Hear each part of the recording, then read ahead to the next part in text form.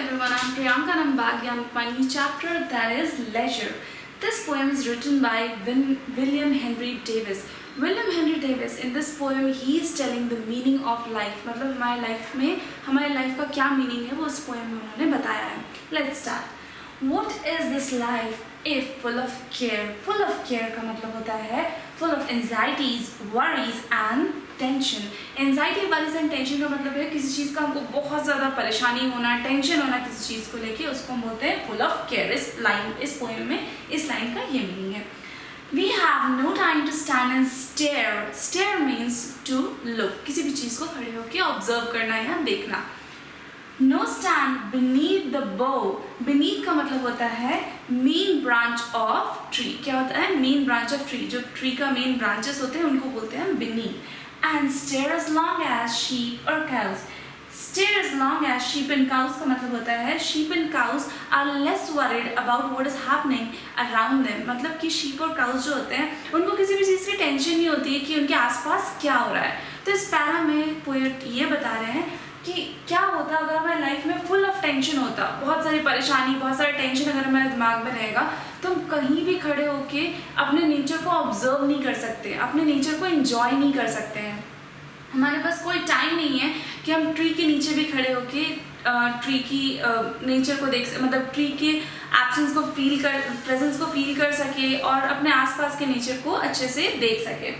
And stare as long as sheep and cows, और हम वहाँ खड़े होकर ये देख सके कि जो शीप और काउज रास्ते में जा रहे हैं वो बिना किसी टेंशन के, बिना किसी वरिड के यहाँ वहाँ घूम रहे हैं. इट मीन्स हमारे पास इतना सारा हमारे पास बिजी टाइम है कि हमारे पास कोई टाइम नहीं है कि हम अपनी नेचर की ब्यूटी को ऑब्जर्व कर सकें. Now, moving to the next para. Okay, so I'm Priyanka and I'm back again with my new chapter that is Leisure, and this is written by the poet William Henry Davis. William Henry Davis is telling about the meaning of life in this chapter. वो क्या बता रहे हैं हमें कि life की क्या meaning है इस चैप्टर में, वो एक्सप्लेन करते हैं इस पोएम के थ्रू.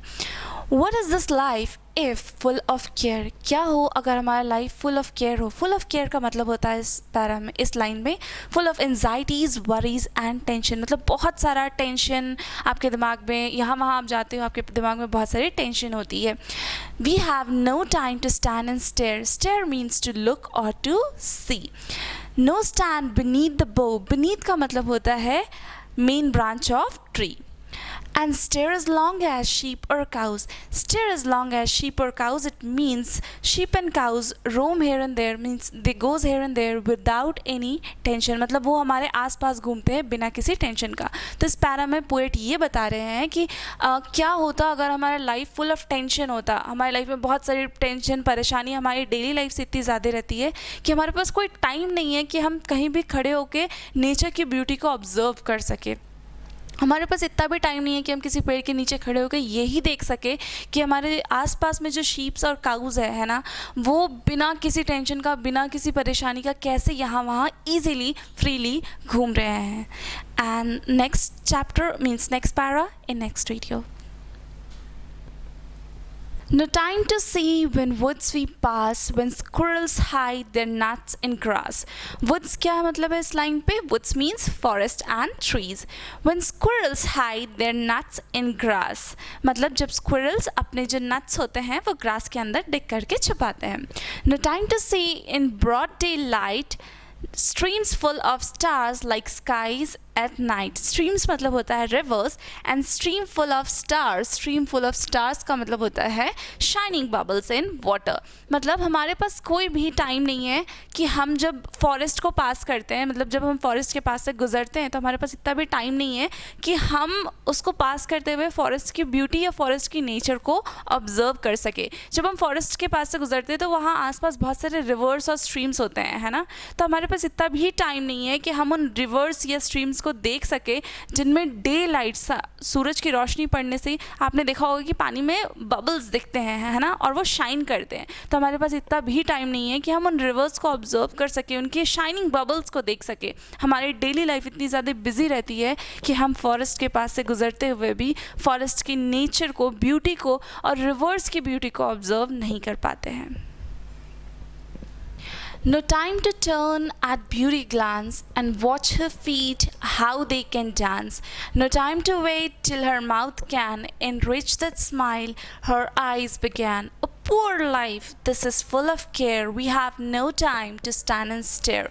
इस पैरा में पोएट किसी पर्सन की ब्यूटी को डिस्क्राइब नहीं कर रहा है या किसी थिंग की ब्यूटी को डिस्क्राइब नहीं कर रहा है.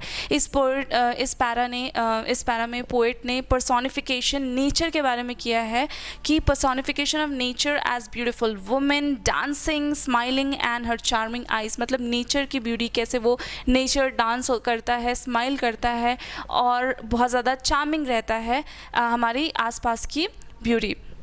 सो in this poem in this part poet is criticising कि ह्यूमन लाइफ जो है, हमारा अभी का जो टाइम है, हम अपनी डेली रूटीन में इतना ज़्यादा बिजी हो जाते हैं, हम अपने डेली ऑफिस वर्क एंड अपने घर के कामों में इतना ज़्यादा बिजी रहते हैं कि हमारे पास थोड़ा सा भी टाइम नहीं है कि हम उस नेचर की ब्यूटी को देख सकें. क्योंकि हमारे आसपास की जो नेचर की ब्यूटी है वो बहुत ही ज़्यादा अच्छी है. बहुत सारे रिवर्स है, फॉरेस्ट है. अगर आप अपने आसपास की सीनिक ब्यूटी को देखोगे तो वो बहुत ज़्यादा सुंदर है. तो पोएट इस बात के लिए बहुत ज़्यादा सैड फील करते हैं कि अभी के टाइम में लोगों के पास थोड़ा सा भी वक्त नहीं है कि वो नेचर की ब्यूटी को एंजॉय कर सके कि कैसे नेचर ब्यूटीफुली डांसिंग और स्माइल करता है. So if we have time we should always take time to observe our nature also. Thank you.